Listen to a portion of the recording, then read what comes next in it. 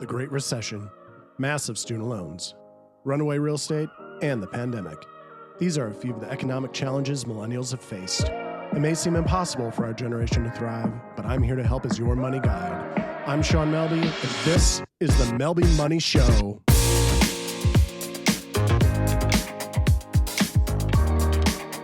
Welcome to the 10th episode of the Melby Money Show.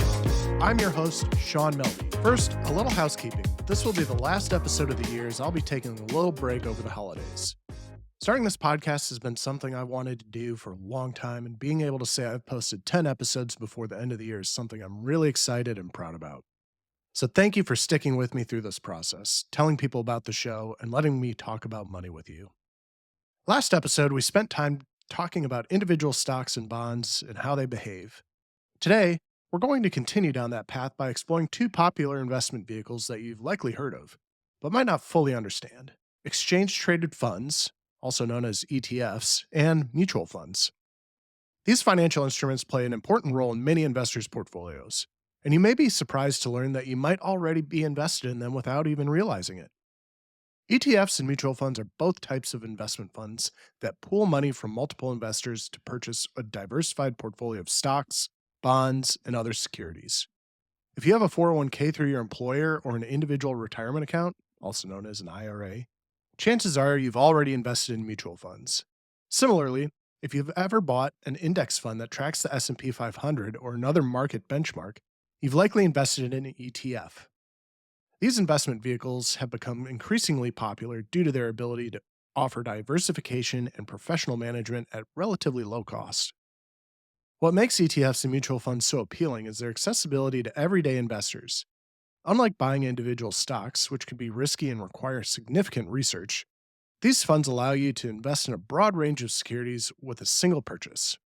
This means you can gain exposure to entire markets, sectors, or asset classes without needing to be an expert in each individual company or security. For example, a single ETF or mutual fund might give you ownership in hundreds or even thousands of different stocks, spreading your risk across various companies and industries. As we dive deeper into the world of ETFs and mutual funds, you'll gain a better understanding of how these investment vehicles work, their similarities and differences, and how they can fit into your overall financial strategy. Whether you're a seasoned investor or just starting out, this knowledge will empower you to make more informed decisions about your investments and help you build a stronger financial future.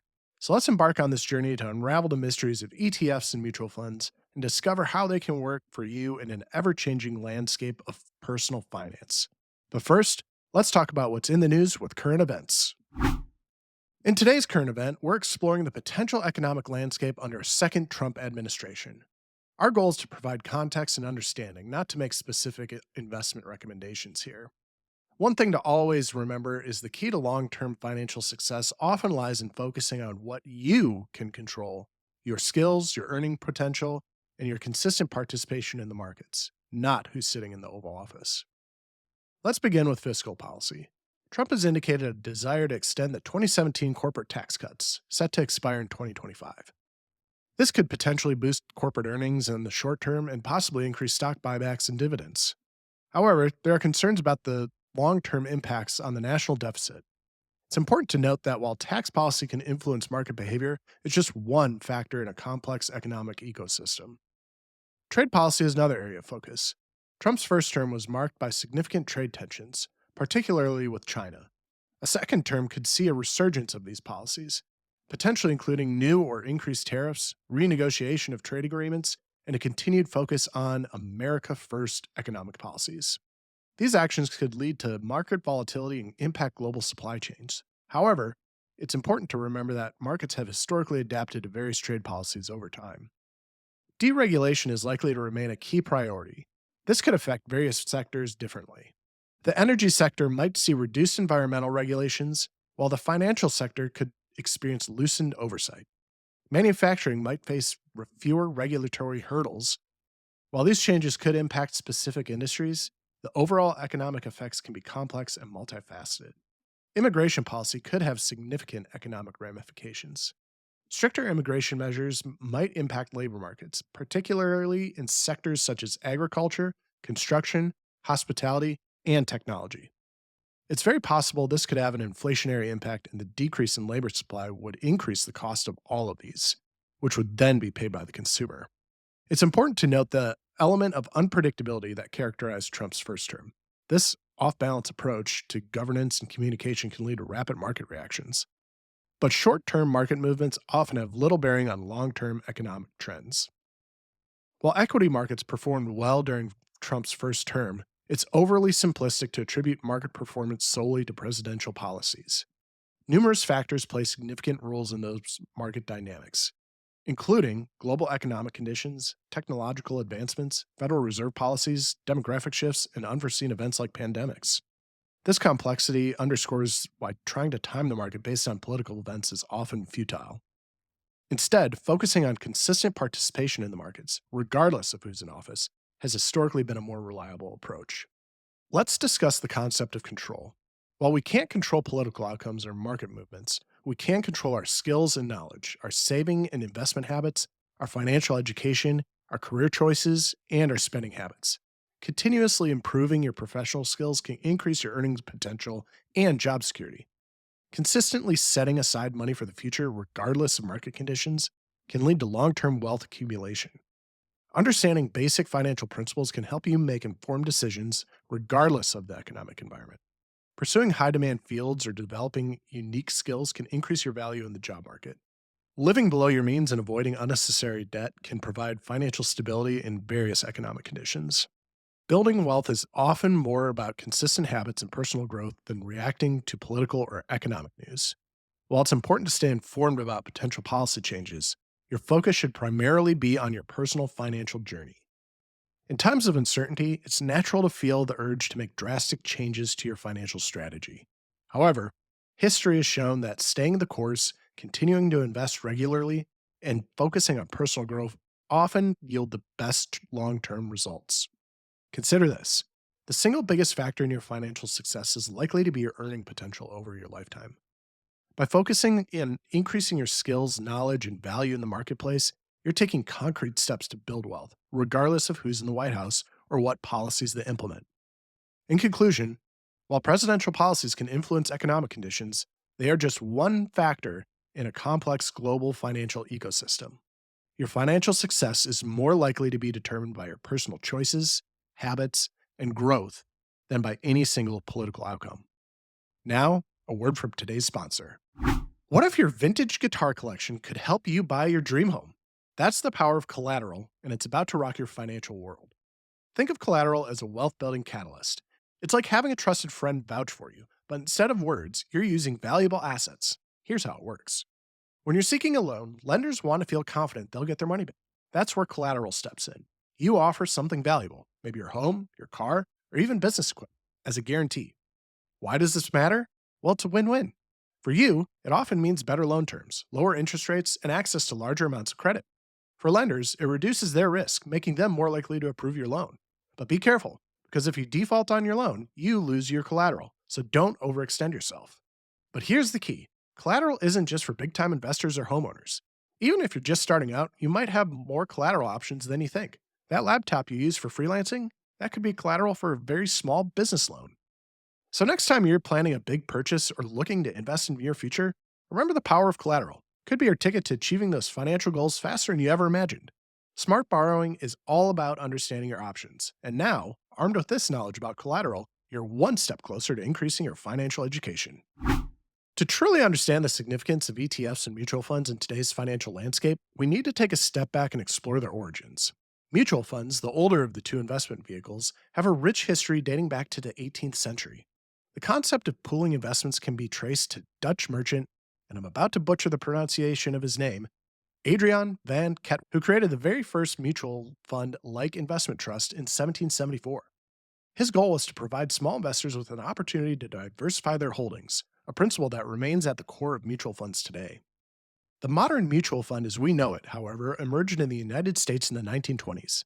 The Massachusetts Investors Trust, founded in 1924, is widely recognized as the first open-end mutual fund.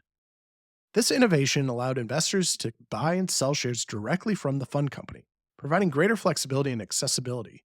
The concept gained popularity in the following decades, particularly after the Investment Company Act in 1940, which established regulations to protect investors and ensure fair practices in the mutual fund industry. Exchange traded funds, on the other hand, are a more recent innovation by the investment world. The first ETF, the Spider S&P 500 ETF Trust, also known as SPY, was launched in 1993 by State Street Global Advisors. This groundbreaking product was designed to track the performance of the S&P 500 index, offering investors a way to gain exposure to a broad market index with the added benefit of being tradable throughout the day, like an individual stock. The creation of ETFs was driven by a desire to combine the diversification benefits of mutual funds with the flexibility and tax efficiency of stock trading. Since their inception, both mutual funds and ETFs have evolved significantly. Mutual funds expanded beyond simple stock portfolios to include bond funds, sector-specific funds, and even more exotic strategies. The ETF market, while starting with broad market index funds, quickly diversified to include sector-specific, commodity, and even actively managed ETFs. This evolution has been driven by investor demand for more specialized and cost-effective investment options, as well as advancements in financial technology that have made it easier to create and manage these complex investment vehicles. Today, both mutual funds and ETFs play central roles in the investment landscape, offering investors a wide array of options to suit their financial goals and risk tolerances. This development over time reflects the financial industry's ongoing efforts to provide accessible, diversified, and cost-effective investment solutions to a broad range of investors. As we continue to explore the differences and benefits of these investment vehicles, it's important to appreciate the historical context that has shaped their current forms and functions in modern portfolios. Now that we've explored the history of ETFs and mutual funds, let's explore the key differences between these two popular investment vehicles. While they share some similarities, such as offering diversification and professional management, there are several important distinctions that investors should understand. One of the most significant differences lies in how these funds are traded. Mutual funds are typically bought and sold directly through the fund company or a broker, and transactions are executed once per day after the market closes. The price of a mutual fund share is determined by its net asset value, also known as NAV, which is calculated at the end of each trading day. In contrast, ETFs trade on stock exchanges throughout the day, just like individual stocks. This means that ETF prices fluctuate continuously during market hours, and investors can buy or sell shares at any time the market is open, potentially allowing for more precise timing of trades.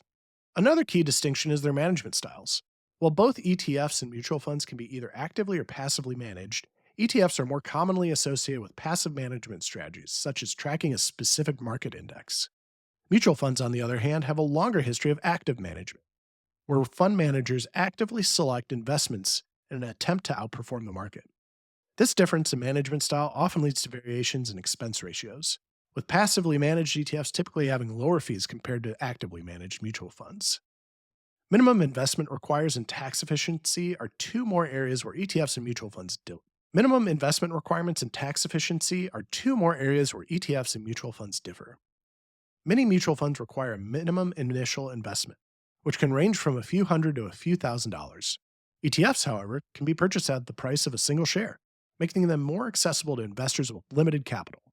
In terms of tax efficiency, ETFs generally have an advantage due to their unique creation and redemption process, which allows them to minimize capital gains distributions. Mutual funds, particularly those with high turnover rates, may generate more taxable events for investors as capital gains get passed through to the investor as they are incurred. Lastly, it's important to note the difference in transparency and flexibility between these two investment vehicles. ETFs typically disclose their holdings daily, providing investors with a clear picture of the fund's composition at any given time. Mutual funds, on the other hand, are only required to disclose their holdings quarterly. Additionally, ETFs offer more flexibility in terms of investment strategies, allowing for options trading and short selling, which are not possible with traditional mutual funds. These differences in transparency and flexibility can be significant factors for investors when choosing between ETFs and mutual funds for their portfolios. Now that we've examined the key differences between ETFs and mutual funds, let's discuss the benefits of each and the considerations investors should keep in mind when choosing between these investment vehicles. Both ETFs and mutual funds offer significant advantages, and the right choice often depends on an investor's specific goal, risk tolerance, and investment strategy. What are the primary benefits shared by both ETFs and mutual funds is diversification. By investing in a single ETF or mutual fund, investors can gain exposure to a broad range of securities, effectively spreading their risk across multiple companies or sectors. This diversification can help mitigate the impact of poor performance from any single investment, potentially leading to more stable returns over time. Additionally, both investment vehicles provide access to professional management, which can be particularly valuable for investors who lack the time, expertise, or desire to manage their own portfolios actively. ETFs often stand out for their flexibility and cost effectiveness. Their ability to be traded throughout the day allows investors to respond quickly to market changes or implement more sophisticated trading strategies. The typically lower expense ratios of ETFs, especially for passively managed funds, can result in significant cost savings over time, potentially leading to higher net returns. Furthermore, the tax efficiency of ETFs can be particularly appealing to investors in high tax brackets or those concerned about minimizing their tax liabilities. Mutual funds, on the other hand, offer unique advantages that may appeal to certain investors. For those who prefer a hands-on approach, mutual funds provide automatic reinvestment of their dividends and the ability to make regular automated investments. This can be particularly beneficial for long-term investors or those building their portfolios through dollar-cost averaging.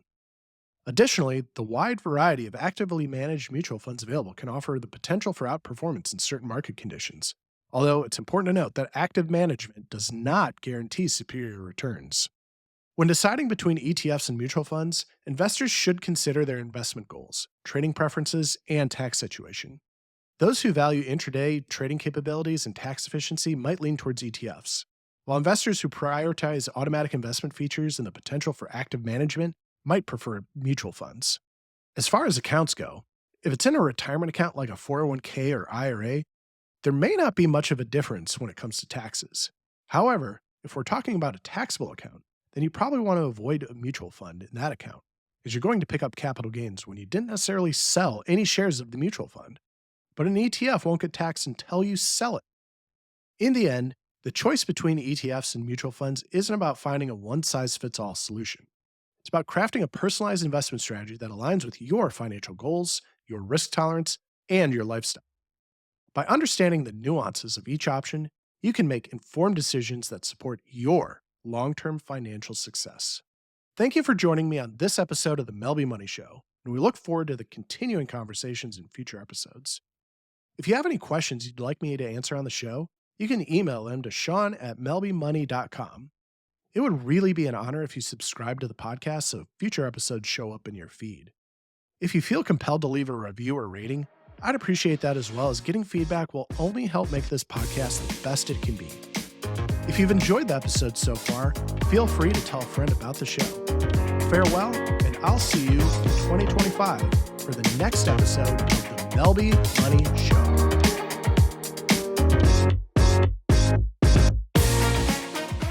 This podcast is a Melby Media LLC production created by Shaun Melby. It is for informational and entertainment purposes only and should not be relied upon as a basis for investment decisions. Past performance is not indicative of future results. Investing involves risk, and there's no guarantee an investment plan or strategy will be successful. Prior to making an investment decision, please consult with your financial advisor about your individual situation. Shaun Melby offers his clients investment management and financial planning services through Melby Wealth Management, LLC, a registered investment advisor authorized to do business in states where registered or otherwise exempt from registration. This podcast does not engage in rendering legal, tax, financial, or other professional services. If you have questions pertaining to your specific situation, please contact Melby Wealth Management at 615-891-5444.